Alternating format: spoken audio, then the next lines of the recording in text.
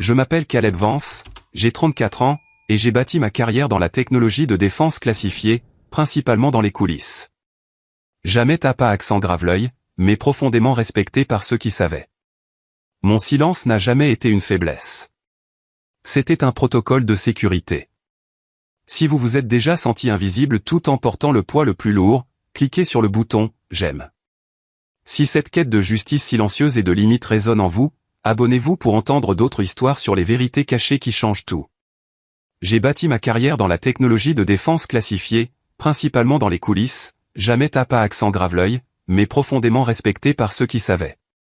Mon silence n'a jamais été une faiblesse. C'était un protocole de sécurité. Si vous vous êtes déjà senti invisible tout en portant le poids le plus lourd, cliquez sur le bouton « J'aime ».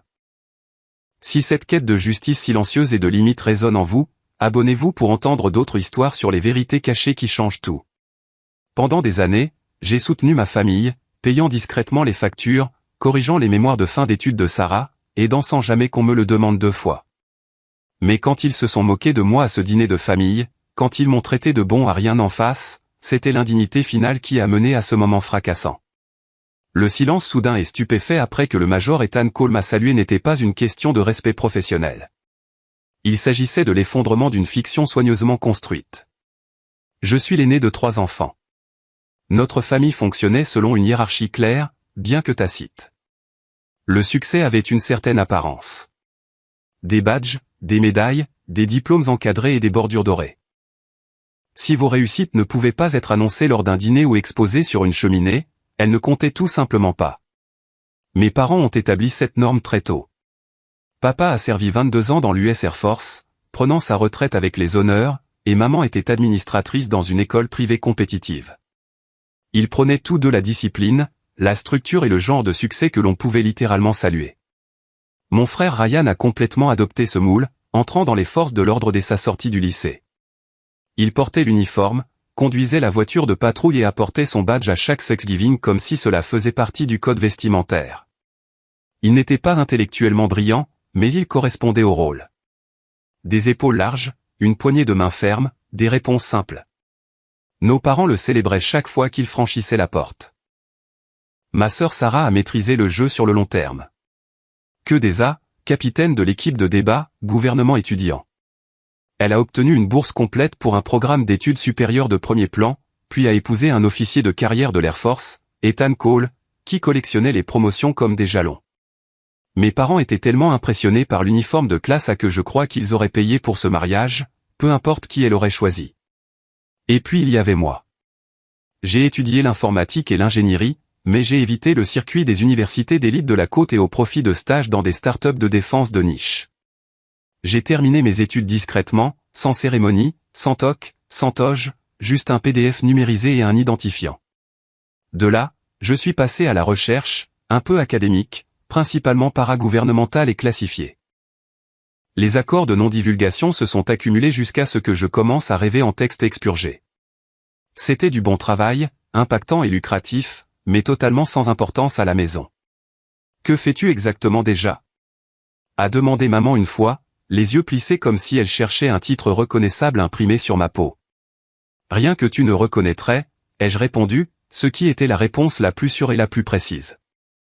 Leur dire que j'avais développé les protocoles de cybersécurité protégeant le réseau énergétique régional ne les aurait conduits qu'à me demander pourquoi je n'avais pas simplement rejoint l'armée. Je n'avais sincèrement pas envie de leurs applaudissements. Mais le problème n'était pas leur ignorance. C'était leur déni actif.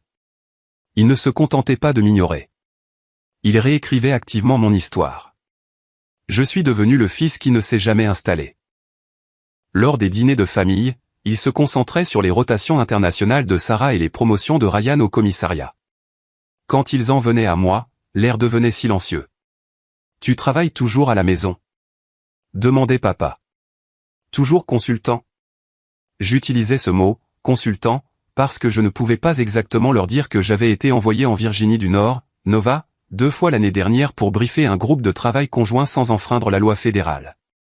Les années de mépris se sont accumulées. J'ai cessé d'attendre de la compréhension, mais je n'ai jamais cessé de me présenter. Quand la conduite en état d'ivresse de Ryan s'est compliquée, j'ai viré l'argent de la caution avant que quiconque ne décroche le téléphone. Pas de merci.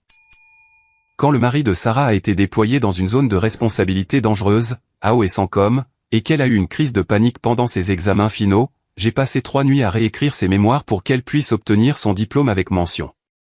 Son discours de remise des diplômes ne m'a pas mentionné.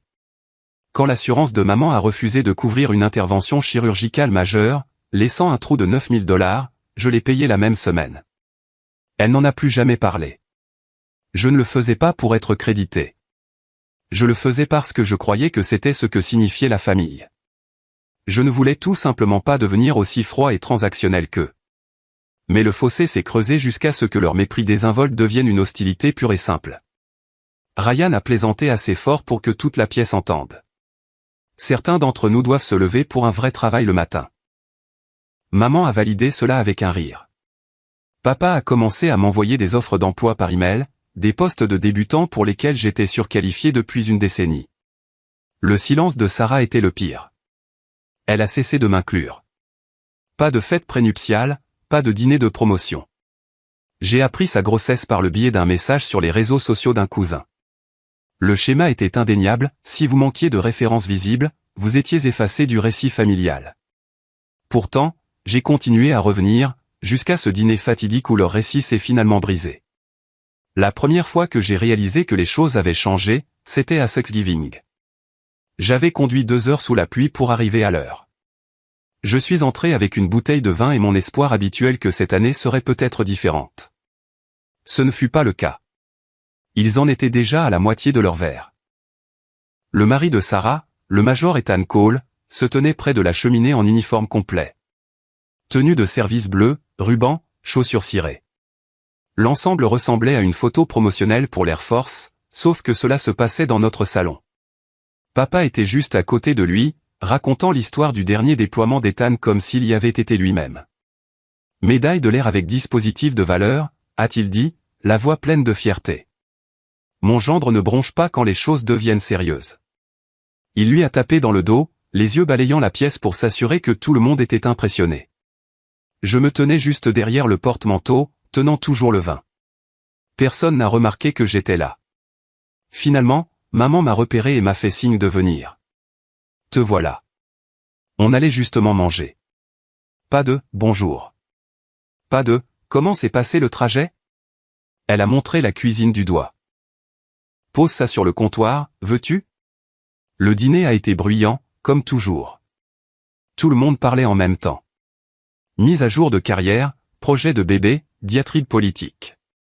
Je me suis assis entre l'oncle Marx et un des copains de lycée de Ryan qui n'avait apparemment nulle part où aller. Quand j'ai essayé de me joindre à la conversation, Ryan m'a coupé avec une blague.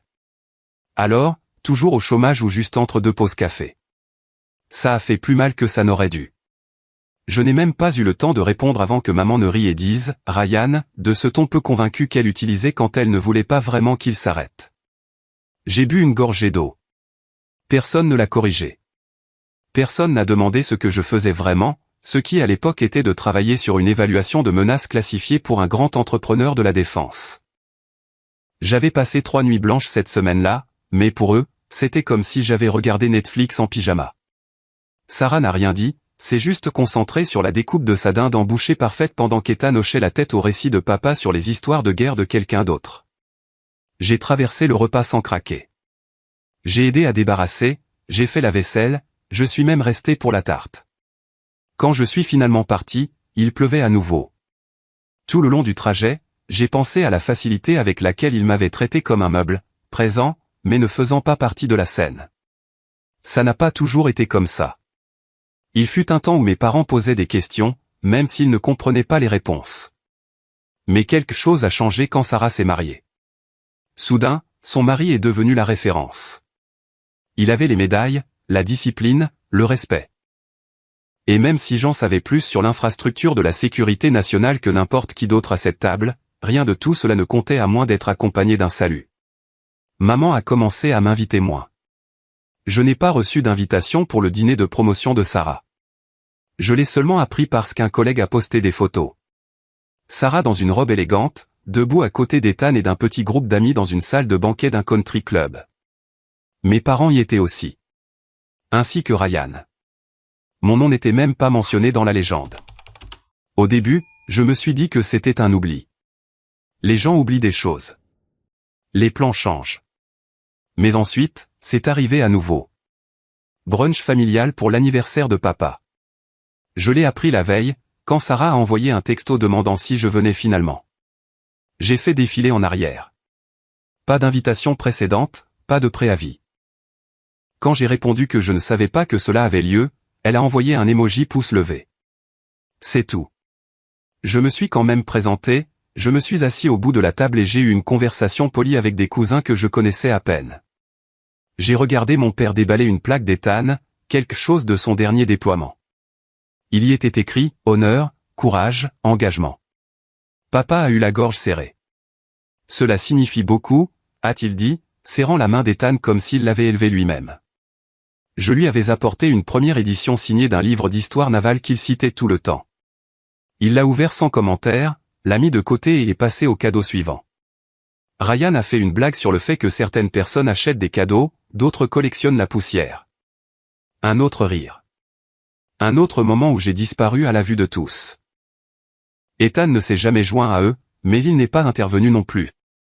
Il était toujours poli, mais distant, comme s'il attendait que je m'explique. Il a demandé une fois en passant, « À quoi ressemble ton quotidien ?» Je lui ai donné une réponse générique. Il a hoché la tête, a dit, « Ça a l'air intéressant », et en est resté là. Je ne pouvais pas dire s'il ne s'en souciait pas ou s'il essayait de ne pas dire la mauvaise chose devant ma famille. De toute façon, ça n'avait pas d'importance. Le mal était fait. J'ai cessé d'attendre de la chaleur. J'ai cessé de penser qu'il demanderait. Ce qui me dérangeait, ce n'était pas qu'il ne comprenait pas ce que je faisais. C'était qu'il ne voulait pas comprendre. Ils avaient la version de moi qu'ils préféraient, sans direction, sans but, vaguement au chômage, et ils s'y tenaient. Cela correspondait mieux à leur récit. Ryan s'y est complètement investi. Il a commencé à m'appeler « consultant » avec des guillemets en l'air. Il a dit aux gens que je travaillais depuis son canapé et que j'étais doué pour les recherches sur Google. À un moment donné, il m'a demandé très sérieusement si j'étais en congé sabbatique d'un véritable emploi. Je ne savais pas qu'on pouvait prendre une pause de ne pas avoir de travail, a-t-il dit. Je n'ai pas répondu. Je n'ai pas pris la peine. Il est devenu plus facile de rester à la maison, de prétendre à des conflits de travail quand les invitations arrivaient, si elles arrivaient. Je me disais que j'étais occupé, et je l'étais. Mais au fond de moi, je ne pouvais tout simplement pas supporter d'être effacé de l'histoire de ma propre famille. Le coup de grâce est arrivé au printemps. Sarah et Ethan organisaient un dîner pour célébrer la nouvelle promotion d'Ethan. Lieutenant-colonel, une grosse affaire. Tenue de soirée, RSVP, traiteur. Je n'étais pas invité. Pas officiellement, pas même par l'intermédiaire de Sarah. Je l'ai appris parce que l'organisateur de l'événement m'a envoyé un texto par erreur. Il m'avait confondu avec le fils d'un collègue de Sarah qui portait mon nom. Le message visait à confirmer le nombre de personnes. Quand j'ai répondu et expliqué la méprise, l'organisateur s'est excusé. « Je pensais que vous étiez l'un des frères », a-t-elle dit. Je ne l'ai pas corrigé. Je n'y suis pas allé. Je suis resté à la maison ce soir-là, j'ai commandé à emporter et j'ai lu la dernière série d'audits de sécurité interne d'un client sous surveillance fédérale. Un travail qui serait finalement cité dans un briefing politique. Un travail qui comptait. Quand les photos du dîner sont apparues en ligne, je les ai regardées plus longtemps que je n'aurais dû. Ethan en uniforme à nouveau, debout à côté de Sarah dans une combinaison bleu marine sur mesure. Papa portant un toast. Maman les larmes aux yeux. Ryan en arrière-plan avec sa bière et son badge. Tout le monde applaudissant. Je n'étais pas là, mais je connaissais l'histoire qu'il racontait. Le fils responsable, la fille accomplie, le gendre fort, la famille respectable, et moi. Je ne faisais même pas partie de la légende. Le dîner d'anniversaire de Sarah s'est tenu dans un lieu haut de gamme à Georgetown, DC. Le genre avec des sols polis, de hauts plafonds et suffisamment de miroirs pour donner l'impression qu'il y avait plus de monde qu'en réalité. L'invitation était arrivée tard, 2 jours avant l'événement. Un texto de groupe de maman, envoyé plus par obligation que par enthousiasme. J'ai failli ne pas y aller. J'avais un projet à rendre ce lundi-là, une livraison sous accord de non-divulgation avec un calendrier de remise strict, mais quelque chose me disait de me présenter. Peut-être la curiosité. Peut-être la rancune. Peut-être que je voulais juste voir à quel point j'étais vraiment invisible. J'ai acheté à Sarah un livre relié qu'elle avait mentionné en passant lors d'un appel téléphonique l'année dernière, une des rares vraies conversations que nous avions eues. Je l'ai emballé dans un simple papier bleu sans ruban. Je suis arrivé 15 minutes en avance, je me suis garé au fond du parking et je suis entré comme si je ne le regrettais pas déjà. La salle bourdonnait déjà. De longues tables rectangulaires avec des chemins de table dorés, des plateaux de buffet fumant au fond, une petite bannière près de l'entrée qui disait « Femme de colonel est toujours fabuleuse ». Je ne reconnaissais pas la moitié des gens présents. Des collègues militaires, des pères d'Ethan, des amis de Sarah de l'université. Ceux que je reconnaissais ne semblaient pas avoir remarqué mon arrivée. Maman m'a repéré la première. Elle s'est approchée rapidement, les mains jointes comme si elle organisait un événement pour des donateurs. « Tu es venu ?» a-t-elle dit avec une sorte de surprise qui n'était pas tout à fait positive. J'ai reçu l'invitation, ai-je répondu, en tendant le cadeau. Elle l'a pris sans regarder. Je vais le mettre avec les autres. Puis elle s'est légèrement penchée, baissant la voix. Ne fais pas de cette soirée une histoire sur toi, d'accord? On a déjà assez de profiteurs dans la famille. J'ai cligné des yeux. Pardon, juste comporte-toi bien. Ne sois pas susceptible. C'est la soirée de Sarah. Avant que je ne puisse dire quoi que ce soit, Ryan est passé, un verre à la main. Regardez qui a enfin quitté son appartement. A-t-il dit avec un sourire narquois. Le bon Ryan est finalement venu. Les mots ont fait plus mal que je ne l'attendais. Surtout parce qu'il ne sonnait pas comme une blague. Même pas une blague paresseuse. C'était désinvolte, méprisant, rodé. Quelques personnes autour de lui ont ri. Pas bruyamment, mais assez. Je n'ai pas répondu. Je suis juste passé devant eux pour trouver une place au bout d'une des tables, derrière un groupe d'invités que je ne connaissais pas. Je suis resté là tranquillement, sirotant un soda plat, écoutant des conversations qui ne m'incluaient pas. Le dîner a été annoncé quelques minutes plus tard. Les gens se sont alignés par grade, presque inconsciemment, famille militaire, invités. J'ai attendu près de la fin, j'ai rempli mon assiette de petites portions et je me suis assis dans le coin près de la fenêtre. J'ai essayé de faire profil bas, de survivre à l'heure suivante, puis de partir. Ethan n'était pas encore arrivé. Tout le monde parlait du fait qu'il venait directement de la base, qu'il serait peut-être en uniforme. Maman l'a mentionné 3 fois. Il a été promu directeur des opérations. Il ne laisse pas n'importe qui prendre ce poste, a-t-elle dit assez fort pour que la moitié de la salle entende. Papa a hoché la tête fièrement. Un officier de ce calibre, ils auraient dû l'accélérer plus tôt. Sarah a rougi de cette manière polie et parfaite qu'elle avait toujours, modeste et satisfaite à la fois. Ce ne sont pas seulement ses médailles, a-t-elle dit. C'est sa façon de diriger. Les gens lui font confiance. J'ai pris une bouchée de salade et je n'ai rien dit. Puis la porte s'est ouverte. Ethan est entré, vêtu de son uniforme officiel de l'Air Force. Des rubans bordaient sa poitrine, des garnitures argentées. La salle s'est tue une seconde, non pas parce qu'ils étaient surpris, mais parce que cela rendait tout officiel. Il a fait quelques pas à l'intérieur, balayant la foule du regard. Puis il m'a vu et s'est arrêté. J'ai cru que je l'avais imaginé au début, mais ensuite il s'est redressé, a ralenti et s'est dirigé vers moi. Je me suis tendu. Quand il a atteint la table, il s'est arrêté à quelques mètres de moi. « Monsieur » a-t-il dit, clair et fort. Puis il a salué. On pouvait entendre des couverts cliqueter. Quelqu'un a halté. Je crois que c'était tante Hélène. Papa a laissé tomber sa fourchette sur son assiette. Sarah, au milieu d'une phrase, s'est figée, la bouche légèrement ouverte. Le salut n'était pas désinvolte. Il n'était pas théâtral. Il était formel, textbook, et il m'était adressé. J'ai hoché lentement la tête. Lieutenant-colonel, ai-je dit, parce que je ne savais pas quoi faire d'autre. C'est sorti plat, instinctif. Ethan a maintenu le salut une seconde de plus, puis l'a baissé, me regardant toujours. Je n'étais pas sûr de vous croiser ici, a-t-il dit doucement. Moi non plus. Il a jeté un coup d'œil au siège à côté de moi. Puis-je? J'ai hoché la tête à nouveau. Il a tiré la chaise et s'est assis. Le bruit dans la salle n'est pas revenu tout de suite. Les gens regardaient toujours, écoutaient, essayant de comprendre ce qu'il venait de voir. Sarah s'est approchée après une minute, un sourire crispé sur le visage. « Tu as réussi à venir ?» a-t-elle dit à Ethan. « Bien sûr » a-t-il dit, se tournant légèrement sur sa chaise, mais sans se lever. « Je ne voulais pas manquer ta grande soirée. » Elle ne m'a pas regardé, s'est juste penchée, lui a serré l'épaule, puis est retournée vers le bout de la table. Papa ne m'a pas parlé le reste de la soirée. Ni maman. Ryan n'arrêtait pas de regarder Ethan comme s'il essayait de résoudre une équation qui n'avait pas de sens. Je suis resté jusqu'à ce que le gâteau soit servi, j'ai regardé les gens recalibrer lentement leur comportement, rire un peu moins fort, éviter mon regard, chuchoter derrière des serviettes. Je savais ce qu'ils se demandaient. Pourquoi un officier décoré saluerait-il la personne qu'ils appelaient tous un bon à rien? Ethan n'a pas expliqué. Moi non plus, mais je pouvais sentir le changement, un fil se rompre. Pour la première fois depuis des années, il ne savait pas comment parler de moi.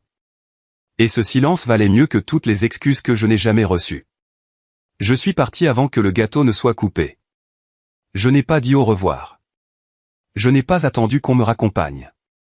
Je suis juste sorti, calme et silencieux, comme si j'étais en retard pour quelque chose de plus important, ce qui, pour la première fois depuis longtemps, semblait vrai.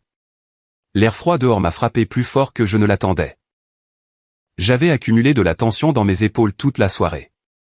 Je la sentais maintenant comme une douleur sourde le long de ma colonne vertébrale. J'ai traversé le parking sans regarder en arrière.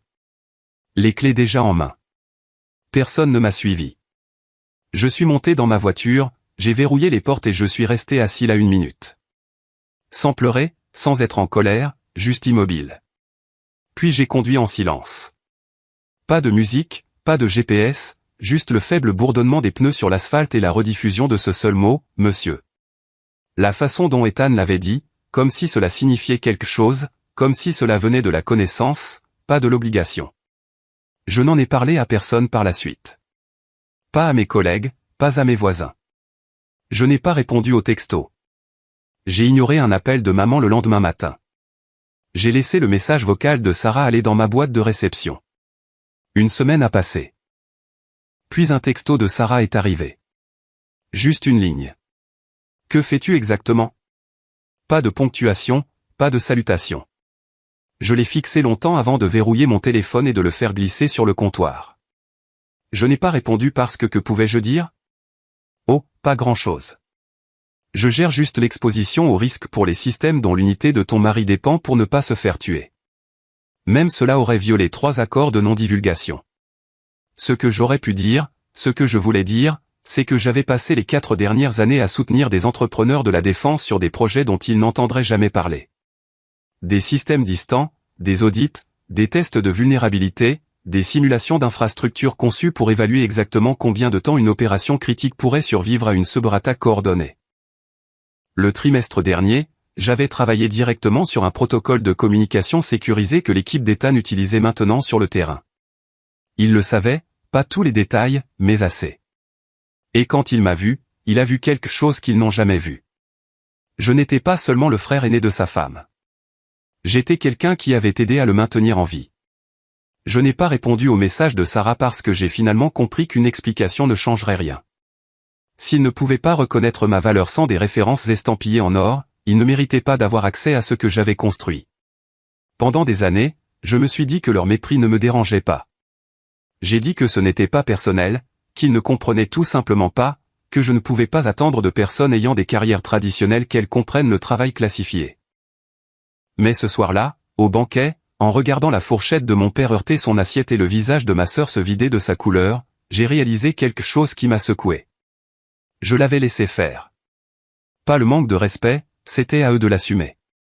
Mais le silence, la façon dont je me suis effacé chaque fois qu'ils faisaient une blague, réécrivaient le récit ou me laissaient en dehors des conversations dont j'aurais dû être au centre, cette partie était la mienne.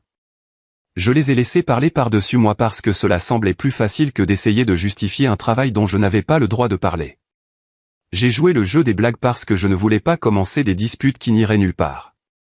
Je les ai laissés m'exclure des choses parce qu'être oublié faisait moins mal qu'être moqué.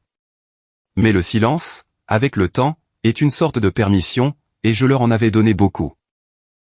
Cette prise de conscience m'a habité pendant des jours. Elle m'a suivi dans mon travail, lors des bilans de fin de soirée avec des équipes distantes et des matinées tranquilles à lire des rapports à la lueur d'un deuxième moniteur. Je ne pouvais pas m'arrêter de penser à tous les moments où j'avais ravalé ma propre valeur juste pour maintenir la paix. Comme la fois où j'ai payé la facture d'hôpital surprise de maman et n'ai rien dit quand elle a remercié papa de s'en être occupé. Ou l'année où j'ai corrigé toute la thèse de fin d'études de Sarah pendant qu'elle disait à nos proches qu'elle l'avait faite toute seule. Ou le jour où Ryan a demandé à emprunter $2000 pour se sortir d'un pétrin et que je les ai virés avant même qu'il ne s'explique. Il ne m'a jamais remboursé. N'en a plus jamais parlé. Dans ces moments-là, je me suis dit que ça n'avait pas d'importance. Je ne le faisais pas pour la reconnaissance. Mais quand j'y ai regardé de plus près, la vérité a frappé plus fort que je ne voulais l'admettre. Je n'avais pas seulement aidé. J'avais auditionné, essayant de gagner une place à une table qui avait déjà décidé que je n'y appartenais pas. Et quand Ethan m'a salué sans fanfare, sans explication, cela a brisé quelque chose. Non pas parce que j'avais besoin de son approbation, mais parce que c'était la première fois depuis des années que quelqu'un dans cette pièce reconnaissait ce que je valais vraiment. Il ne m'a pas salué en tant que frère de Sarah, ou en tant que quelqu'un qui se trouvait là par hasard. Il m'a salué en tant que collègue, contributeur, opérateur silencieux faisant un vrai travail. Ce salut n'était pas pour eux. C'était pour moi, et cela a rendu leur silence plus assourdissant que jamais. Maman a réessayé quelques jours plus tard, a laissé un message sur la façon dont les choses étaient devenues un peu tendues à la fête et que nous devrions peut-être avoir un dîner de famille pour en parler. En parler. Comme si c'était un malentendu. Comme si j'avais pris les choses trop personnellement. Je n'ai pas rappelé. Ryan n'a rien dit.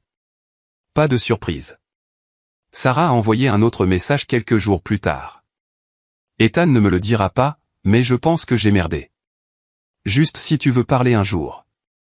Ce n'était pas des excuses. Ce n'était même pas une question. Mais je l'ai lu 2 fois, puis je l'ai supprimé parce qu'à ce moment-là, quelque chose avait déjà changé. J'avais passé trop de temps à baisser le volume sur moi-même juste pour rendre les autres plus à l'aise. Et maintenant j'avais fini de parler doucement. La prochaine invitation était pour le brunch de Pâques. Texto de groupe, comme toujours. Maman l'a signé. Bise de la vraie adulte. Comme si c'était une sorte de blague entre nous. Sarah a envoyé un suivi quelques heures plus tard. J'espère que tu pourras venir. Ce serait bien de juste passer à autre chose. J'ai fixé le message pendant quelques minutes avant de verrouiller mon téléphone et de le poser face contre la table. Je n'ai pas répondu. 3 jours plus tard, un deuxième texto est arrivé. Fais-nous juste savoir d'une manière ou d'une autre. Maman stresse. Pas de ponctuation à nouveau. Comme si chaque demande était à moitié un ordre. Je n'ai pas répondu à celui-là non plus.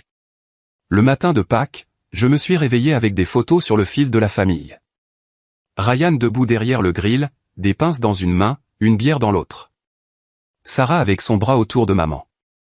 Papa dans sa veste de service standard, portant un toast dans le jardin comme s'il organisait un sommet diplomatique. Quelqu'un a légendé, famille forte, tradition plus forte. J'ai mis le fil en sourdine. Au moment où Sarah a texté ce soir-là, avons-nous fait quelque chose de si grave? J'avais déjà fait une promenade, préparé le dîner et terminé de réviser un audit de sécurité de 57 pages pour un entrepreneur privé qui ne connaîtrait jamais mon nom. Je n'ai pas répondu. Ce n'était pas une protestation. Ce n'était pas une punition. C'était une décision. Pendant des années, j'avais gravité autour de gens qui avaient construit une version de moi qui correspondait à leurs besoins. Calme, disponible, toujours en arrière-plan. Utile mais pas visible, capable mais pas tout à fait réussi. Ils avaient besoin de moi petit pour se sentir grand, et je les avais laissés faire. J'ai rendu cela possible en me présentant, en m'adoucissant, en absorbant leurs piques et en souriant lors de dîners auxquels je n'appartenais pas. Je leur ai accordé le bénéfice du doute tellement de fois que j'ai perdu le compte. Mais ce soir-là, après le salut d'Ethan, après le silence stupéfait qui a suivi, j'ai tout vu clairement pour la première fois. Ils ne me comprenaient pas mal. Ils ne se souciaient tout simplement pas de me comprendre. Et cette différence comptait. La prochaine fois qu'une invitation est arrivée, je n'ai même pas ouvert le message. Cette semaine-là, maman a envoyé une photo d'un vieil album qu'elle a trouvé dans le grenier. Regarde ce que j'ai trouvé. Ton projet de sciences de 5e année. Tu as toujours été notre petit génie. Aucune mention du dîner d'anniversaire. Aucune reconnaissance de ce qu'elle m'a dit ce soir-là. Juste un souvenir soigneusement choisi, doux et sucré avec les bords poncés. Je n'ai pas répondu. Quelques jours plus tard, Ryan a posté une photo de sa dernière formation professionnelle, équipement tactique, formation d'escouade. Pouce levé. La légende disait, certains d'entre nous sont trop occupés pour la famille, d'autres servent. Les commentaires étaient pleins d'émojis de feu et de « merci pour votre service ». Personne ne m'a mentionné, mais cela ne semblait pas subtil. Je n'ai pas répondu à cela non plus. Puis est venue Sarah. Elle a appelé une fois, je n'ai pas décroché. Elle a texté 2 fois. D'abord, ignorer tout le monde n'est pas une solution. Puis, tu es un peu dramatique. J'ai relu ce deuxième message plusieurs fois. Dramatique était le mot qu'ils utilisaient toujours quand je résistais. Quand je demandais à être traité sur un pied d'égalité, quand je remettais en question la façon dont ils minimisaient mon travail, c'était leur réponse par défaut à l'inconfort. Appelez ça dramatique. Mettez fin à la discussion. Mais cette fois, je n'ai pas discuté. Je ne l'ai pas corrigé parce que je ne leur devais plus d'explications. Une semaine plus tard, maman a envoyé un long message, assez long pour qu'il soit coupé et doive être développé. Il commençait par « La famille reste unie ». Puis continuait en disant que tout le monde faisait de son mieux et que nous ne pouvions pas changer le passé, mais que nous pouvions aller de l'avant. Elle a terminé par « Ne jette pas tout par-dessus bord pour une mauvaise soirée ». J'ai failli rire. Il m'avait effacé des photos de famille, des dîners de famille, des histoires de famille, lentement, régulièrement, pendant des années. Et la seule nuit où quelqu'un d'autre m'a vu pour ce que j'étais vraiment, c'était ça le problème. Je n'ai pas répondu à son message. Je suis retourné au travail. Pendant la journée, j'ai rencontré un entrepreneur de la défense sur une base opérationnelle majeure. Le soir, j'ai interviewé 2 analystes juniors pour un programme que j'avais aidé à concevoir, mais que je ne mettrai jamais sur un CV. La nuit, j'ai rédigé un rapport qui finirait par passer sur le bureau de quelqu'un qui portait des étoiles sur ses épaules. Il ne connaîtrait pas mon nom, mais il suivrait le protocole que j'avais conçu. Et pour la première fois depuis longtemps, c'était suffisant. J'ai commencé à remplir mon calendrier de choses qui me semblaient réelles, des dîners avec des collègues qui respectaient mon opinion. Des soirées tranquilles avec des gens qui posaient de vraies questions au lieu de réciter des préjugés. Des week-ends qui ne tournaient pas autour de l'attente d'être inclus. L'absence de ma famille n'a pas créé un vide. Elle a créé de l'espace. Cet espace s'est rempli rapidement. Au milieu de l'été, je consultais pour 2 nouvelles entreprises, qui m'ont toutes 2 proposé des offres à long terme. L'une était à distance, l'autre nécessitait un déménagement à travers le pays. J'ai choisi la dernière. Un changement de décor, un changement d'histoire. Quand j'ai annoncé le déménagement sur LinkedIn, le message a reçu plus de 2000 réactions. D'anciens collègues, des mentors, des camarades de classe, tous offrant leurs félicitations. Ryan n'a pas aimé le message. Sarah n'a pas commenté. Maman n'a pas envoyé de message, ce qui m'a tout dit. Une semaine avant le déménagement, une carte est arrivée à mon appartement. Écrite à la main, sans adresse de retour, mais l'écriture était celle de Sarah.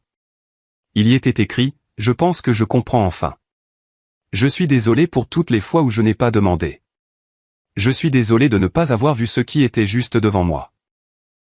Je sais qu'il est trop tard, mais je suis fier de toi, et j'espère qu'un jour je pourrai regagner ne serait-ce qu'une partie de ta confiance. » Pas d'excuses, pas de défense, juste ça. Je ne savais pas quoi en faire. Je ne l'ai pas encadré. Je ne l'ai pas jeté. Je l'ai gardé dans le tiroir de mon bureau, sous un carnet rempli de notes classifiées et de listes de choses à faire expurger, parce que peut-être qu'un jour je voudrais la relire. Et peut-être pas. Mais pour l'instant, je me concentre sur la construction d'une vie qui ne dépend pas de permission ou d'excuses. J'ai déménagé sur la côte ouest à la fin de l'été. Nouvelle ville, nouveau contrat, nouveau mur qui ne se souvenait pas de toutes les versions de moi pour lesquelles je m'excusais. L'agence n'était pas glamour de l'extérieur, une disposition de parc industriel. Pas d'enseigne, des tapis gris qui semblaient n'avoir pas été remplacés depuis une décennie. Mais à l'intérieur c'était différent. Des couloirs calmes, des conversations discrètes et des projets qui comptaient d'une manière dont on ne pouvait pas parler à voix haute. J'avais mon propre bureau, pas grand, mais le mien. 3 semaines plus tard, on m'a demandé de diriger une revue de sécurité spéciale, dans le cadre d'un balayage interne lié à des vulnérabilités que quelqu'un d'autre avait manquées. Nous avions 2 semaines pour faire un rapport. Pas de fuite, pas d'erreur. J'ai fait des journées de 14 heures, je suis resté tard les vendredis, je suis arrivé tôt les dimanches. Personne ne m'a micro-géré. Ils m'ont juste fait confiance pour m'en occuper, et je l'ai fait. Quand le rapport a été soumis, il était propre, hermétique et signalait 3 problèmes critiques que personne d'autre n'avait détectés. 2 de ces problèmes ont été corrigés en 48 heures. Le 3e a déclenché une réécriture de protocole pour toute une division. Mon directeur m'a arrêté dans le couloir le lundi suivant. On vous fait monter, a-t-il dit simplement. Pas à cause de ce rapport, mais à cause de la façon dont vous l'avez fait. C'est comme ça que j'ai obtenu le changement de titre, conseiller principal des systèmes. Pas mal pour quelqu'un dont le propre frère pensait encore que je travaillais au service client. À l'automne, la rumeur a commencé à circuler. Pas publiquement, pas en ligne, mais au sein de la famille. Apparemment, Ethan avait pris la parole lors d'un autre dîner auquel je n'étais pas invité. Quelqu'un avait fait une blague sur le fait que j'étais trop bien pour le brunch maintenant. Et Ethan est intervenu. Vous savez ce qu'il fait vraiment, n'est-ce pas? A-t-il dit. C'est tout. Juste une question. Je l'ai appris par un cousin qui m'a contacté des mois plus tard. Il a dit que la pièce était devenue silencieuse, que papa n'avait pas dit grand-chose après ça. Ryan, qui remplissait habituellement l'espace de quelque chose de suffisant, serait parti tôt. Je n'ai ressenti aucune satisfaction. J'ai ressenti quelque chose de plus proche de la neutralité. Ce n'était pas de la vengeance, juste des mathématiques. Il m'avait sous-estimé pendant des années, supposant que le silence signifiait l'insignifiance. Maintenant, l'équation ne s'équilibrait plus, et il ne savait pas comment la résoudre. Pendant ce temps, mon travail continuait de croître. Un ancien collègue m'a recommandé pour un sommet à huis clos, un de ces événements de l'industrie sans site web. Le genre où les téléphones sont scellés dans des sacs opaques et où les participants sont sur la base du prénom. Le panel portait sur l'intégrité de l'information dans les chaînes d'approvisionnement. Je ne me suis pas présenté sous mon nom complet, juste un nom de code et un numéro. Mais après, 3 personnes dans le public sont venues me voir et ont demandé à se connecter. Ils ont dit qu'ils n'avaient jamais vu quelqu'un marcher sur cette ligne, technique et stratégique avec autant de clarté. Je leur ai donné mon email jetable. 2 mois plus tard, j'ai encadré l'un d'entre eux pour une proposition qui l'a fait embaucher dans l'une des 3 plus grandes entreprises d'analyse de la défense du pays. La même saison, j'ai été invité à un 2e sommet, plus petit, avec des enjeux plus élevés. J'étais la seule personne de moins de 40 ans. Le modérateur m'a présenté en une seule phrase. Son travail empêche les choses de se briser là où ça compte le plus. Cette phrase m'est restée, parce que c'est ce que j'avais toujours fait. Discrètement, sans applaudissements, sans crédit, empêcher les choses de se briser, garder les gens en sécurité même quand ils ne savaient pas qu'ils étaient en danger. Une nuit, au début de l'hiver, je suis resté tard pour examiner un rapport de vulnérabilité qui remontait à un sous-traitant civil. C'était le genre de faille qui pouvait entraîner une défaillance en cascade sur 2 systèmes. Je l'ai signalé, annoté, redirigé vers le bon groupe de protocole. En signant le dossier, j'ai pensé à Ethan, à ce salut. Ce n'était pas une performance. Ce n'était pas de la pitié. C'était la reconnaissance de quelqu'un qui connaissait les enjeux, qui avait vu de première main ce qui pouvait mal tourner quand les gens devenaient trop à l'aise avec le fait de ne pas poser de questions. Ce soir-là, j'ai reçu un email inattendu. Pas de Sarah, pas de mes parents, d'Ethan. L'objet était vide. Le message était court. Je voulais juste que tu saches qu'ils commencent à écouter, lentement, mais ils le font. Il n'y avait pas de signature, pas de suivi. Je n'ai pas répondu, mais je ne l'ai pas supprimé non plus. Plus tard cette semaine-là, j'ai pris un café avec un analyste junior de notre équipe, fraîchement diplômé. Nerveuse de toutes les manières que j'avais été, elle m'a demandé si ça devenait plus facile. Je n'ai pas menti. Ça devient différent, ai-je dit. Et on apprend à faire confiance à son propre poids. Elle a hoché la tête comme si elle comprenait, même si ce n'était pas tout à fait le cas, mais je pouvais voir au bord de la confiance se former ce feu silencieux. Je lui ai envoyé un email de suivi plus tard ce soir-là. Quelques ressources, une recommandation, un message qu'elle pourrait relire quand le travail deviendrait lourd. L'aider me semblait plus gratifiant que n'importe quelle réunion à laquelle je n'assistais pas. Ce mois-là, j'ai commencé à bloquer 1 heure chaque vendredi pour des séances de mentorat. Rien d'officiel, juste une fenêtre ouverte. Si quelqu'un la réservait, il obtenait toute mon attention. Si personne ne le faisait, j'utilisais ce temps pour écrire. Pas sur la famille, pas sur les blessures, juste sur les systèmes qui fonctionnaient et ceux qui ne fonctionnaient pas. J'ai construit des choses, j'ai renforcé les choses qui comptaient. Et le reste, je l'ai laissé partir. Parce que la transformation n'est pas toujours bruyante. Elle n'arrive pas toujours avec des feux d'artifice ou des applaudissements. Parfois, elle ressemble à une boîte de réception silencieuse, un fil mis en sourdine, une porte que vous choisissez de ne pas ouvrir, même si vous avez encore la clé. Et parfois, elle ressemble à une pièce vidée à votre propre voix enfin assez forte pour la remplir.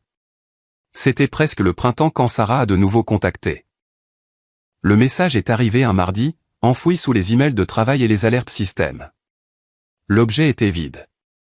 Le corps disait simplement « Je sais que tu ne me dois pas de réponse, mais je suis désolé pour tout. » Je suis resté avec ça un moment, non pas parce que je ne savais pas quoi dire, mais simplement parce que je n'étais pas sûr que cela valait la peine de dire quoi que ce soit. Pendant des mois, j'avais construit quelque chose sans elle, sans aucun d'eux. Et ça a fonctionné. Ma vie était fonctionnelle, pleine. Il y avait des gens en qui j'avais confiance, des routines qui avaient du sens, et un travail qui me respectait sans avoir besoin d'une histoire. Je n'avais pas besoin de Sarah, mais ce n'était pas la même chose que de ne pas m'en soucier. J'ai laissé le message non lu pendant 2 jours. Puis j'ai répondu « De quoi es-tu désolé exactement ?» Elle a répondu le même après-midi. Pas de défense, pas de qualificatif. D'avoir cru ce qu'il était plus facile de croire, d'avoir laissé les gens te minimiser parce que cela rendait nos vies plus confortables. D'avoir ri quand j'aurais dû demander, de ne pas avoir su à quel point tu portais, et de ne pas avoir essayé de le découvrir. C'était la première fois qu'elle disait quelque chose sans se cacher derrière des émojis ou des excuses. Le ton était différent, mesuré, réel. J'ai accepté un appel téléphonique. Nous n'avons pas fixé d'heure. Elle a juste dit, appelle-moi quand ça ne te semblera pas être un fardeau. Je l'ai appelée 2 nuits plus tard. Elle a décroché à la 2e sonnerie. Silencieuse au début. Je pouvais l'entendre respirer comme si elle ne savait pas par où commencer. J'aurais dû le voir plus tôt, a-t-elle finalement dit. Ethan m'a dit après cette nuit-là, pas tout, juste assez. Je n'ai rien dit. Je voulais qu'elle continue. Il a dit qu'il n'avait jamais vu ce genre de travail en dehors des opérations de combat. Que ton nom était apparu dans des briefings sécurisés. Il ne m'a pas donné de détails. Il ne pouvait pas, mais il a dit que si je savais ne serait-ce que la moitié de ce que tu fais, je ne t'appellerais plus jamais un bon à rien.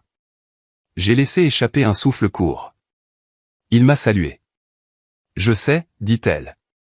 Il n'a pas arrêté d'en parler sur le chemin du retour. Il a dit, tu le méritais plus que la plupart des officiers avec qui il a servi. Il y a eu une pause. Puis elle a ajouté, je ne savais pas quoi faire de ça. Ouais, je m'en doutais. Ça m'a fait réaliser à quel point je me suis souvent appuyé sur la version facile de toi, celle qui travaille juste en ligne ou qui a des projets. Je n'ai jamais posé les questions difficiles. Et quand maman ou Ryan faisait des commentaires, je ne résistais pas. J'ai laissé faire. Je suis désolé pour ça. Le silence s'est à nouveau étiré entre nous. Pas lourd, juste inhabituel. Je ne suis pas en colère contre toi, ai-je dit. Mais je veux que tu saches que je ne suis plus celui que j'étais. Je n'ai plus la bande passante pour gérer le confort des autres. Je comprends. J'ai besoin de limites. Dis-moi ce qu'elles sont. Je les lui ai dites. Plus de pique. Plus de silence quand d'autres me minimisent. Plus de faire semblant que le passé n'est pas arrivé. Si elle voulait construire quelque chose avec moi maintenant, cela devait partir d'ici, pas d'une version édulcorée de ce qui était. Elle a accepté. Elle n'a pas discuté. Elle n'a pas demandé de crédit pour s'être excusée. Elle a juste dit, d'accord, c'est juste. Nous sommes restés au téléphone 20 minutes de plus, nous rattrapant prudemment. Elle m'a dit qu'elle avait commencé à faire du bénévolat pour une organisation à but non lucratif qui aidait les conjoints de militaires à passer à la vie civile. Elle a dit que cela lui avait fait réaliser combien de personnes faisaient un travail invisible dont personne ne parlait. Ça te dit quelque chose ? a-t-elle dit en riant à moitié. Un peu. Après avoir raccroché, je ne me suis pas senti soulagé ou ému, juste calme, comme si quelque chose avait enfin cessé de tourner. Au cours des semaines suivantes, nous avons parlé de temps en temps. Rien de profond, rien de forcé. Elle m'a envoyé un article sur les femmes dans le secteur de la défense. Je lui ai envoyé un podcast sur la formation au leadership. Nous n'avons pas remué les vieilles blessures. Nous n'avons pas non plus fait semblant qu'elles étaient complètement guéries. C'était prudent, cordial, mais c'était réel. Et le réel semblait être un bon point de départ. À un moment donné, elle a demandé si j'envisagerais de venir à un autre dîner de famille. Pas tout de suite, juste un jour. Je ne sais pas, ai-je dit honnêtement. C'est d'accord, a-t-elle répondu. Je veux juste que tu saches que tu serais le bienvenu, même si c'est inconfortable pour tout le monde. Je n'ai pas dit oui, mais je n'ai pas non plus fermé la porte. Et c'était la différence, parce que pour la première fois, elle n'essayait pas de me ramener dans l'ancien récit. Elle offrait quelque chose de nouveau, de plus petit, d'humble, un espace où je pouvais entrer selon mes propres termes. Plus tard ce mois-là, je lui ai envoyé une photo d'un panel de leadership où j'avais parlé. Moi, debout à côté de 3 autres personnes du domaine, tenant une plaque sans titre, juste des initiales, juste une contribution. Elle a répondu, « Ils ont de la chance de t'avoir. » Je ne m'attendais pas à ce que ces mots signifient grand-chose, mais c'est le cas. Non pas parce que j'avais besoin de validation. J'avais dépassé ça, mais parce que c'était la première fois que je la voyais me regarder sans avoir besoin de se voir refléter. Et cela, enfin, suffisait. De nos jours, ma vie est calme, pas petite. Calme. La différence compte. Je travaille toujours dans le même domaine, je me présente toujours à des réunions où les noms complets ne sont pas utilisés, où la moitié des participants ne sont pas sur papier, où le travail compte plus que le crédit. Certaines semaines sont denses en analyse et en ligne rouge. D'autres sont passées dans des salles de briefing à scruter les angles morts des autres avant qu'ils ne deviennent des titres. J'aime ça. Personne ici ne demande un résumé de CV autour d'un verre. Ils n'en ont pas besoin. Vous gagnez votre place en sachant de quoi vous parlez. C'est tout. Quand je parle, les gens écoutent. Non pas parce que je parle plus fort maintenant, mais parce qu'ils ont appris à ne pas supposer que le calme signifie l'incertitude. La semaine dernière, j'ai formé une équipe de nouveaux analystes, vifs, curieux, pleins de toute l'ambition que je gardais pour moi. L'un d'eux est resté après la fin de la session et m'a demandé si je m'étais déjà senti négligé quand j'ai commencé. Je ne lui ai pas raconté toute l'histoire, j'ai juste dit, je confondais le silence avec la paix. Ce n'était pas le cas. C'était un rasoir. Elle a hoché la tête comme si elle comprenait. Même si les bords ne l'avaient pas encore atteinte, elle le fera. Mon bureau n'est pas tapa accent Graveleuil. Pas de fenêtre, mais la lumière est propre et le bureau est à moi. Il y a une petite photo encadrée d'un littoral d'un voyage que j'ai fait seul l'année dernière. Et à côté, pliée soigneusement dans le coin d'un tiroir, se trouve cette vieille note de Sarah, toujours froissée, toujours lisible. Nous parlons maintenant de temps en temps. Nous ne sommes pas proches, mais il y a de l'espace entre nous. Encore une fois, un espace réel et partagé, non construit sur la culpabilité, la tension ou la nostalgie, juste un respect mutuel mesuré en petits échanges que nous ne précipitons pas. Elle a cessé de me qualifier de dramatique. Elle a cessé de laisser les autres parler pour moi. Et lorsque nos chemins se croisent, elle écoute d'abord. Je ne suis pas allé à une réunion de famille complète depuis le dîner. Je doute que j'y retourne un jour de la manière qu'ils attendent, mais j'ai vu mes parents une fois, il n'y a pas si longtemps. Ce n'était pas prévu. Je parlais à un panel privé en Virginie du Nord. Petit groupe, participants restreints, principalement des gens de l'agence et des entrepreneurs stratégiques. L'une des coordinatrices logistiques était la fille d'un ancien voisin. Elle a mentionné l'événement à ses parents, qui l'ont mentionné à ma mère. D'une manière ou d'une autre, ils ont découvert que j'y serais. Je suis entré dans le bâtiment ce matin-là comme je le fais toujours, badge en main, note dans mon sac, prêt à expliquer les parties du système que personne d'autre n'avait eu le temps de cartographier. J'en étais à la moitié de mon premier café quand je les ai vus. Mes parents, debout tranquillement près du mur du fond. Ils ne se sont pas approchés de moi, n'ont pas fait de signe, sont juste restés là à écouter. Je ne pense pas qu'ils aient tout compris de ce que j'ai dit, mais ils n'ont pas interrompu. Ils ne sont pas partis plus tôt. Et quand ce fut fini, Mon père a attendu que le couloir se vide, puis s'est avancé. Tu avais l'air d'être à ta place là-haut, a-t-il dit. J'ai hoché la tête. Je l'étais. Il n'a pas dit grand-chose d'autre. Il a juste hoché la tête à son tour et a dit, nous ne savions pas, je sais, ai-je dit. C'était ça le problème. Nous ne nous sommes pas embrassés. Nous n'avons pas remué le passé. Mais pour la première fois, il ne m'a pas regardé comme une énigme qu'il devait résoudre. Il m'a regardé comme quelqu'un qu'il devait respecter. Qu'il comprenne le plan ou non. Ryan n'a pas pris contact. Ça me piquait. Maintenant, ça ne me fait plus rien. Certaines personnes construisent leur identité en se tenant au-dessus des autres. Si vous vous retirez de leur fondation, ils ne s'effondrent pas. Ils se démènent juste pour trouver quelqu'un d'autre sur qui marcher. Ce n'est plus mon problème. Et Ethan, nous avons échangé quelques emails, professionnels, parfois personnels. Il m'a demandé une recommandation de ressources. Il a dit une fois qu'un de ses officiers voulait passer au secteur privé et ne savait pas par où commencer. Je lui ai envoyé un nom, puis j'ai ajouté « Et merci pour cette nuit-là ». Il a répondu « Je ne vous rendais pas service, je montrais juste à la salle qui tenait réellement la structure ». C'est ça, le vrai respect. C'est silencieux, mais ça change la température de toute la pièce. Quand je repense à ce dîner, au silence gênant, à la fourchette tombée, aux expressions figées, je ne ressens pas de colère. Je ne me sens même pas triomphant. Je me sens juste sûr que ce moment n'était pas une question de vengeance. Il ne s'agissait pas de quelqu'un qui disait enfin ce que je voulais entendre. Il s'agissait de la vérité qui parlait plus fort que l'histoire qu'ils avaient construite autour de moi. Une histoire où j'étais le sous-performant, l'outsider, l'homme qui travaillait en ligne et qui n'était pas tout à fait à la hauteur. Cette histoire s'est effondrée à la seconde où quelqu'un de leur monde s'est présenté et m'a salué comme si je faisais partie des siens. C'est ce qui a tout changé. Pas le grade, pas l'uniforme, la reconnaissance, la pose, le changement. Parfois, la justice ne se présente pas dans une salle d'audience ou une confrontation. Parfois, elle entre silencieusement, salue la personne que personne n'a remarquée et dit « Monsieur ». Et dans ce silence qui suit, tout se réécrit. Alors non, je ne cherche pas de réunion ou d'arc de rédemption. Je n'essaie pas d'être compris par des gens qui m'ont autrefois appelé un fardeau tout en prenant ce que je leur donnais sans hésitation. Ce que je veux, c'est ce que j'ai déjà. Une vie que j'ai construite sans applaudissements.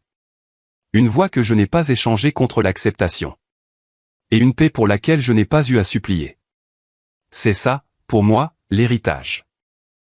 Pas ce que les gens disent quand vous êtes parti, mais ce que vous portez sans qu'ils aient besoin de le voir. Alors non, je ne cherche pas de réunion ou d'arc de rédemption.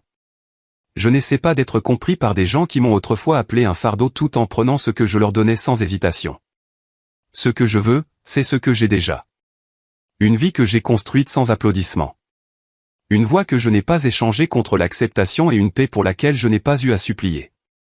C'est ça, pour moi, l'héritage. Pas ce que les gens disent quand vous êtes parti, mais ce que vous portez sans qu'ils aient besoin de le voir.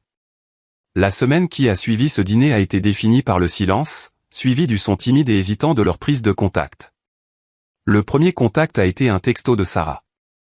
Que fais-tu exactement? Pas de ponctuation, pas de préambule, juste la question suspendue là comme un fil dénudé. J'ai fixé mon téléphone sur le comptoir où il se trouvait à côté d'un ordinateur portable sécurisé clignotant en vert avec une alerte. J'effectuais un test de vulnérabilité sur les systèmes embarqués d'un client, un travail qui, si je l'expliquais simplement, sauvait des carrières entières, voire des vies. Que pouvais-je même dire? Oh, pas grand-chose. Je gère juste l'exposition au risque pour les protocoles de communication cryptés sur lesquels l'unité de ton mari s'appuie à l'étranger pour ne pas être compromise. Même cette honnêteté désinvolte aurait violé 3 accords de non-divulgation distincts. J'ai verrouillé le téléphone. J'ai réalisé qu'une explication n'aurait pas d'importance. Si la référence de ma valeur était une médaille que je n'avais pas, il ne méritait pas d'avoir accès au plan que j'avais construit. Pendant des années, je me suis dit que leur mépris ne me piquait pas parce que le travail classifié était ésotérique et que les gens avec des carrières traditionnelles ne pouvaient pas comprendre. Mais assis là, regardant le curseur clignotant du texto de Sarah, j'ai finalement vu la distinction. Ils ne me comprenaient pas mal. Ils ont simplement choisi de ne pas me comprendre parce que la version simplifiée et sans but de Caleb correspondait mieux à leur récit. Ce déni était délibéré. Ils faisaient briller leurs propres accomplissements plus forts. Cette prise de conscience n'a pas apporté de colère. Elle a apporté de la clarté. Le manque de respect était à eux de l'assumer, mais le silence, la façon dont je me suis habituellement effacé lorsque Ryan faisait une blague ou que mon père minimisait mon travail, c'était à moi. J'avais donné la permission. J'ai joué le jeu parce que se battre semblait trop compliqué, trop épuisant, et être oublié faisait légèrement moins mal qu'être publiquement moqué. Le silence, au fil des ans, devient une sorte de consentement, et je leur en avais accordé beaucoup.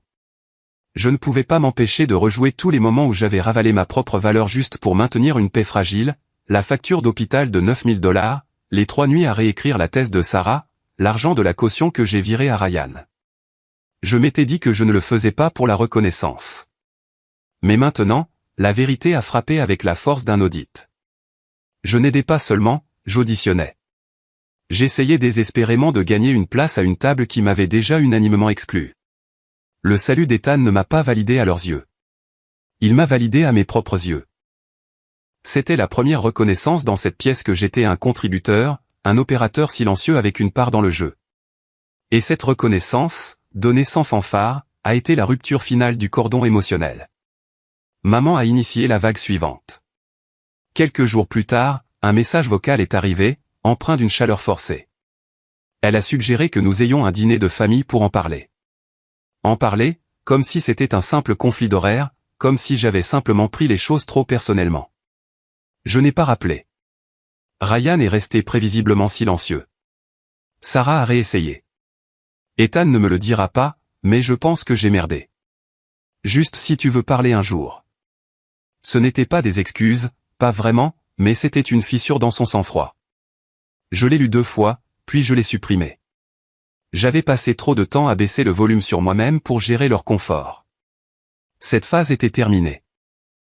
Le prochain rassemblement familial était le brunch de Pâques. L'invitation était un texto de groupe de maman signé, bise de la vraie adulte. Une blague entre nous qui me piquait mais qui semblait maintenant creuse. Sarah a suivi.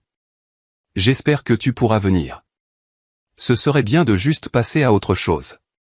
J'ai fixé le message, exigeant que j'ignore l'histoire et que je redevienne leur accessoire accommodant. Je n'ai pas répondu. 3 jours plus tard, le suivi de maman, fais-nous juste savoir d'une manière ou d'une autre. Maman stresse.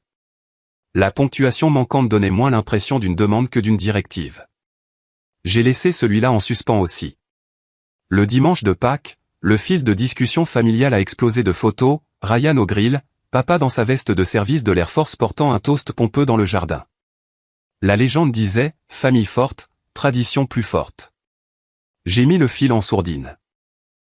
Quand Sarah a texté plus tard ce soir-là, avons-nous fait quelque chose de si grave, j'étais déjà en train de réviser un rapport de sécurité de 57 pages. Il ne s'agissait pas de protestation ou de punition. C'était un choix conscient. Ils avaient eu besoin de moi petit pour se sentir grand, et je l'avais permis en me présentant. Ce paradigme était brisé. Ils ne me comprenaient pas mal. Ils ne se souciaient pas de me comprendre. Cette distinction était tout. J'ai cessé d'accepter les invitations. J'ai commencé à remplacer ce vide familial par un véritable but. Dîner avec des collègues qui appréciaient mon opinion. Des week-ends tranquilles avec des mentors qui demandaient ce que je construisais, pas si j'étais employé. L'absence de ma famille n'a pas créé un vide.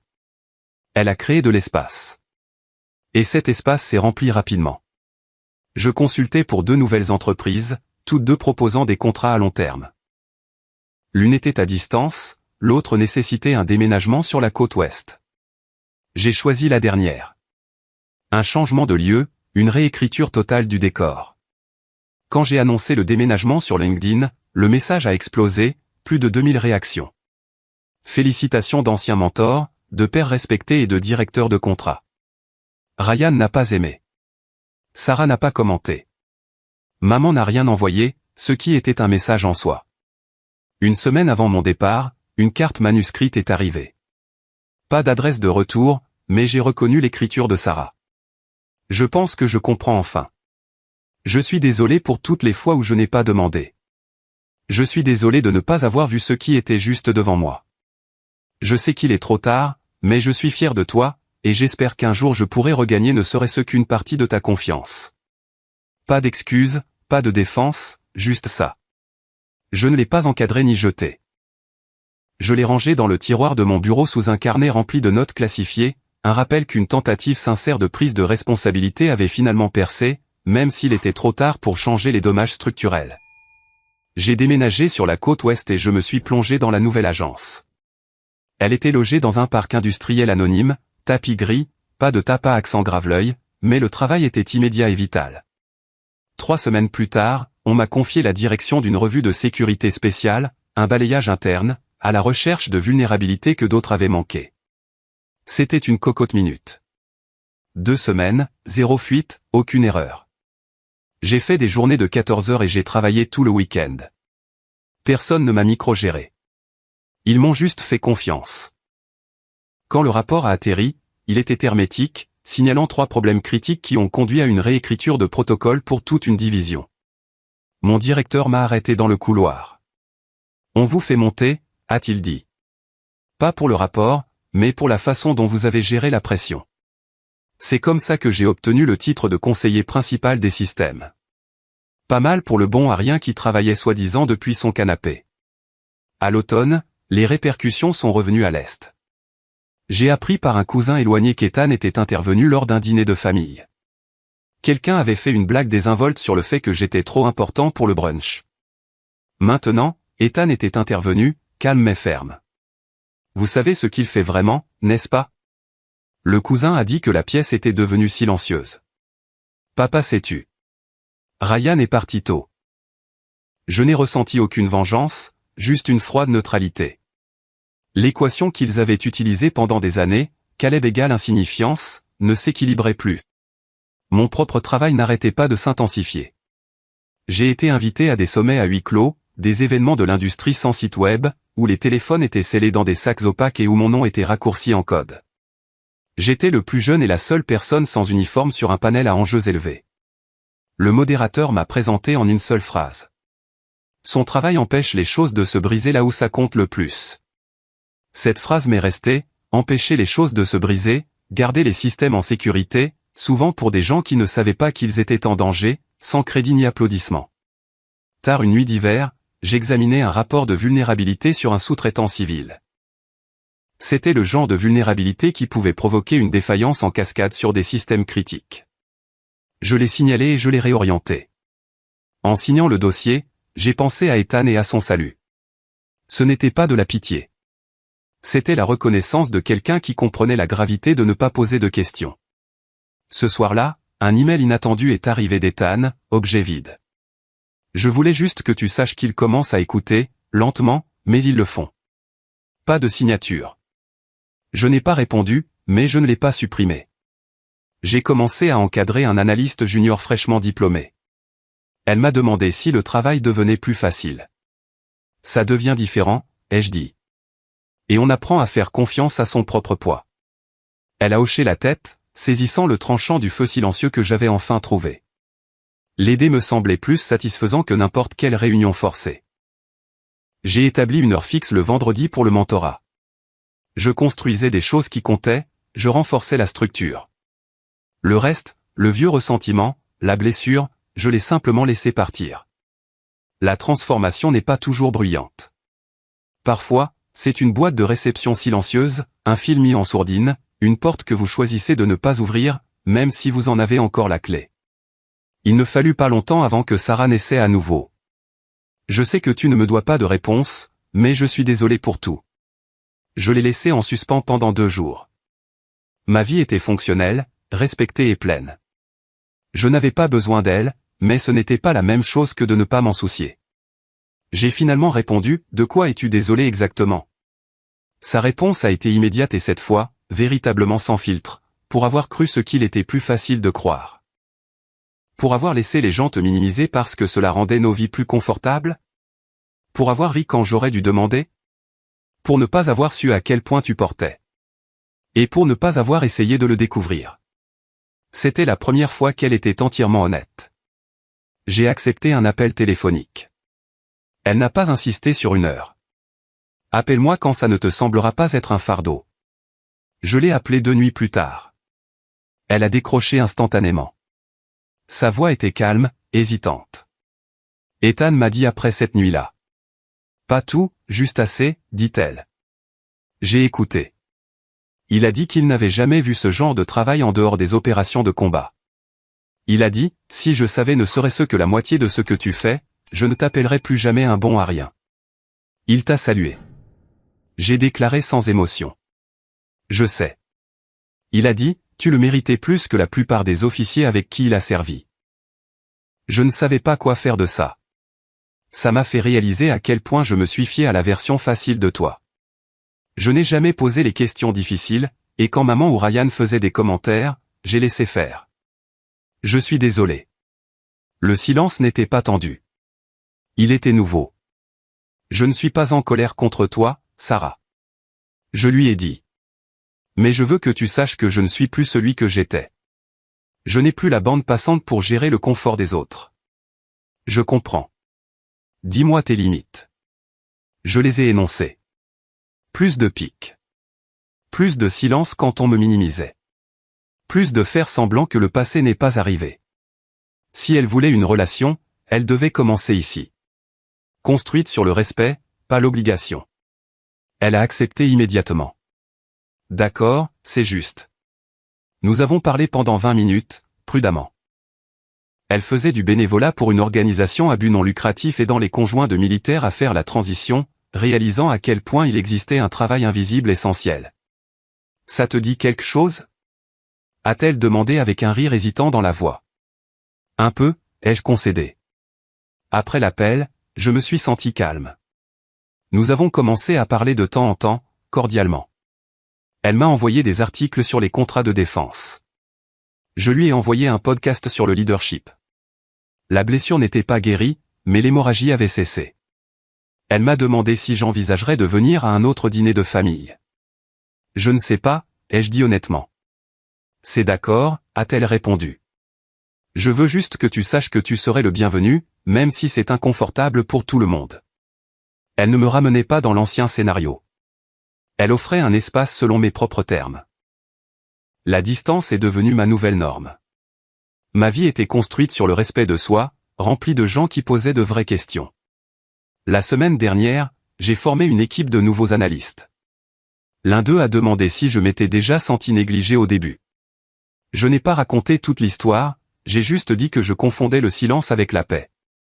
Ce n'était pas le cas. C'était un rasoir. J'ai revu mes parents récemment. Ce n'était pas prévu. Je parlais à un panel privé en Virginie du Nord, petit public restreint, principalement des chefs d'agence. Ma mère a découvert d'une manière ou d'une autre. Je suis entré dans le bâtiment et je les ai vus debout tranquillement près du mur du fond. Ils n'ont pas approché ni fait de signe. Ils ont juste écouté. Ils n'ont pas compris les spécificités de l'intégrité de la chaîne d'approvisionnement dont je discutais, mais ils n'ont pas interrompu ni sont partis plus tôt. Quand le panel s'est terminé, papa a attendu que le couloir se vide, puis s'est avancé. « Tu avais l'air d'être à ta place là-haut », a-t-il dit. J'ai hoché la tête. Je l'étais. Il n'a pas demandé ce que je faisais. Il n'a pas remué le passé.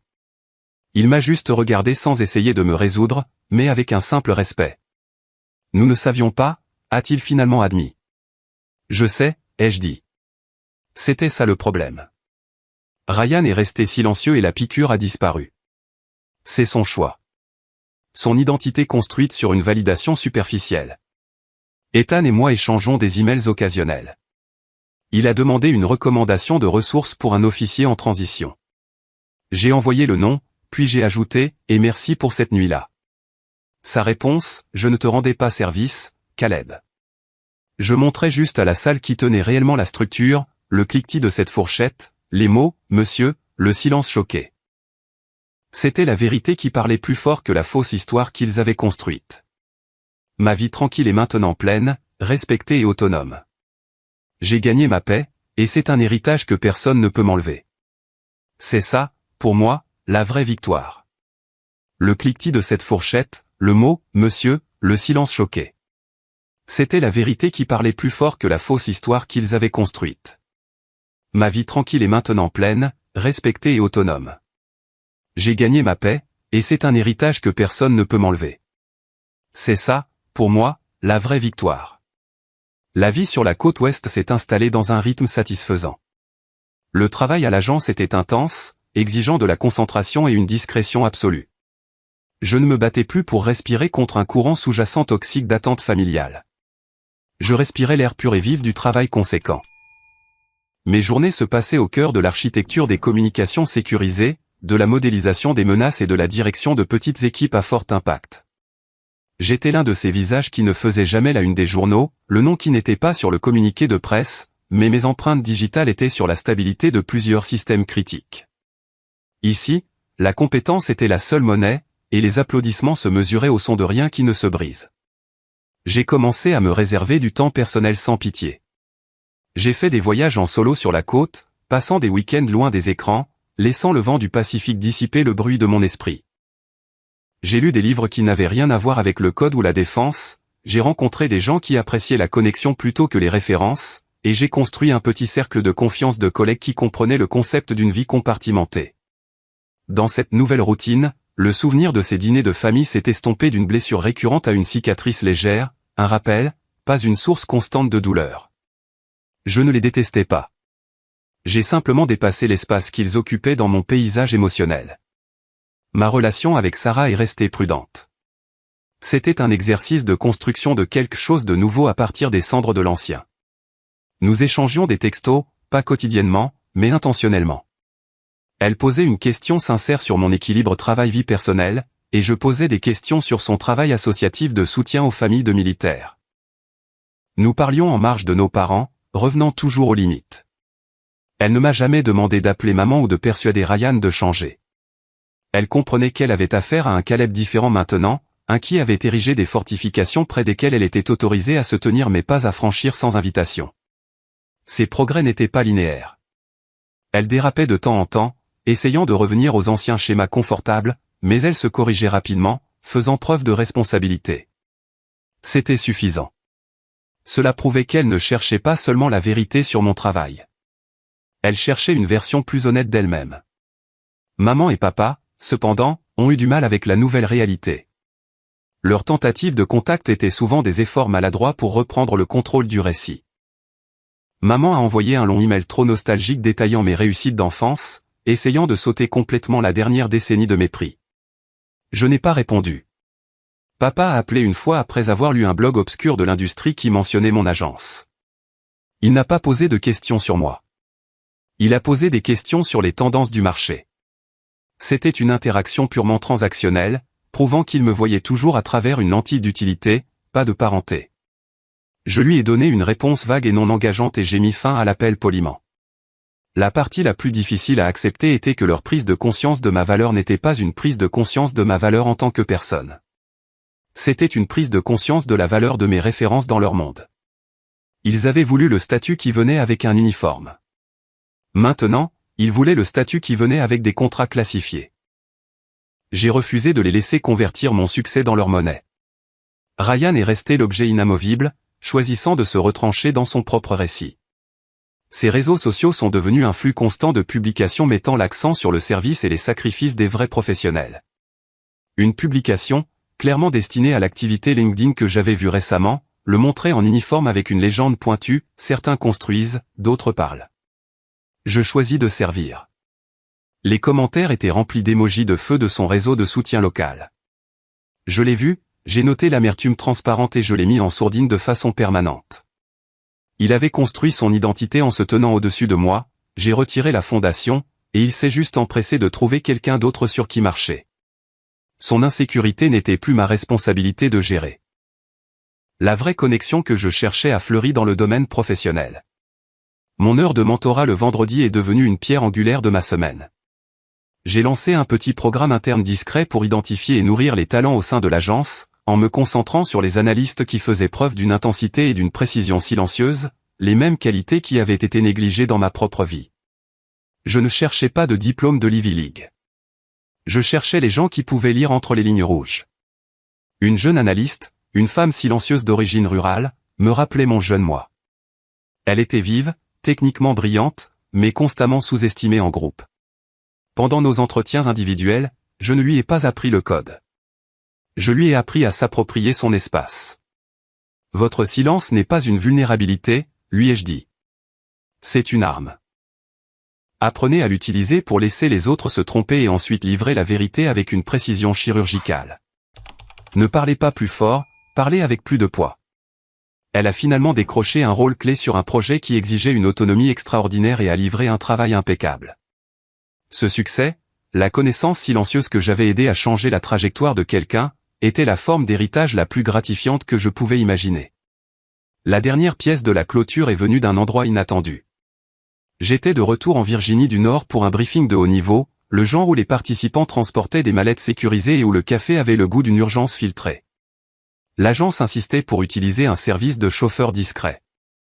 Le dernier matin, mon chauffeur, un ancien entrepreneur militaire avec une coupe de cheveux stricte et un accord de non-divulgation encore plus strict concernant son passé, m'a déposé à l'installation. En sortant, il a hoché la tête, ses yeux rencontrant les miens dans le rétroviseur. « Bonne chance là-dedans, monsieur », a-t-il dit. L'utilisation de l'adresse formelle était courante dans ce monde, souvent utilisée par respect professionnel pour un client ou un conseiller. Mais venant de lui, cela semblait différent. Il n'était pas Ethan. C'était un parfait inconnu. Mais il reconnaissait la même vérité. Le travail exige le respect, quelle que soit la veste que vous portez. J'ai marqué une pause, regardant l'installation anonyme, les murs qui contenaient des secrets, et la vie que j'avais lutté pour construire à l'intérieur. Je n'avais pas changé de carrière pour les applaudissements. Je n'avais pas déménagé à travers le pays pour la vengeance. Je l'ai fait pour le droit d'être vu correctement. J'ai pensé à la carte de Sarah rangée dans le tiroir de mon bureau. J'ai pensé au visage surpris de papa dans le couloir. J'ai pensé au ricanement perpétuel de Ryan. Aucun d'entre eux ne pouvait vraiment me blesser maintenant, parce que la structure interne, le noyau de Caleb Vance, était enfin solide. La validation externe était sans importance. Je me suis retourné vers le chauffeur. « Merci », ai-je répondu. « Bonne rotation. » L'échange a été bref, professionnel et complet. En franchissant le tourniquet de sécurité, le badge scanné et vérifié, j'ai réalisé que la victoire n'était pas le moment où Ethan m'a salué. La victoire était le fait que je n'avais plus besoin que quiconque le fasse.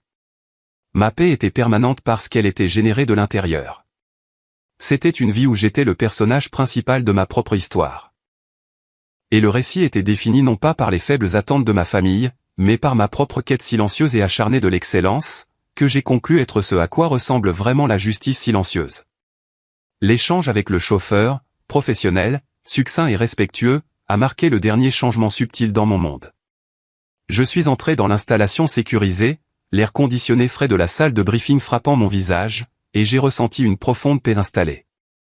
Ce n'était pas le genre de paix qui vient de l'absence de bruit, mais le genre qui vient de la cessation du conflit interne. Je ne combattais plus le fantôme des attentes de ma famille. Je me tenais là, attendant que le briefing commence, regardant la panoplie d'analystes de premier plan et de responsables de l'agence s'installer. Chaque visage portait le poids indubitable d'une sérieuse responsabilité. Des gens qui comprenaient que le véritable coût de l'échec n'était pas l'embarras, mais un silence catastrophique. Ici, parmi des gens qui opéraient dans l'ombre d'un travail vital, je n'avais pas besoin de justifier mon diplôme, mon salaire ou mon choix de renoncer au circuit des universités d'élite. Ma présence était ma référence. Mon silence était simplement la compétence sous pression. Ce sentiment d'appartenance, ai-je réalisé, était ce dont j'avais vraiment manqué à l'Est. Ce n'était pas la validation de papa ou de maman. C'était la reconnaissance du système lui-même. J'avais passé ma trentaine à croire que la plus haute forme d'amour était de se présenter pour des gens qui ne me voyaient pas. Je savais maintenant que la plus haute forme d'amour de soi était de choisir de se présenter pour soi-même, pour le travail qui exigeait mon meilleur absolu et pour les gens qui reconnaissaient implicitement cet investissement. La plus grande révélation de toute cette saga ne concernait pas eux, mais la permission que j'avais involontairement accordée. J'avais blâmé leur traditionnalisme, leur mentalité de complexe militaro-industriel pour leur aveuglement. Mais la vérité était plus tranchante. Je m'étais laissé effacer. J'ai rationalisé mon silence comme un protocole alors qu'il s'agissait souvent d'évitement, plus facile d'avaler l'insulte que d'articuler une vérité qu'ils étaient déterminés à nier. J'ai joué la carte du consultant parce que cela me semblait moins conflictuel que de déclarer « Je conçois et audite l'architecture de sécurité des systèmes que votre gendre utilise en déploiement ». La trahison la plus profonde n'était pas leur mépris. C'était ma propre complicité à rétrécir ma valeur pour maintenir une harmonie familiale superficielle. Cette prise de conscience, que le pouvoir de me définir reposait entièrement sur moi, a été le point de pivot. Le jour où j'ai cessé d'attendre que le récit familial m'inclue a été le jour où j'ai vraiment commencé à vivre. J'ai cessé d'anticiper la piqûre du prochain ricanement de Ryan. J'ai cessé de préparer des arguments pour défendre mon manque d'uniforme. J'ai cessé de graviter autour de leur monde et j'ai commencé à construire un système solaire à moi. Ma vie est maintenant définie par la qualité, pas la quantité. Mon bureau sur la côte ouest est petit, sans fenêtre et parfait. Le manque de vue force la concentration vers l'intérieur, vers le travail complexe et méticuleux qui remplit mes écrans. Sur le coin de mon bureau, je garde cette photo encadrée de la côte déchiquetée, une représentation visuelle des nouvelles limites que j'ai établies. Belle, résiliente et absolument non négociable. Et rangée, toujours, se trouve la carte de Sarah.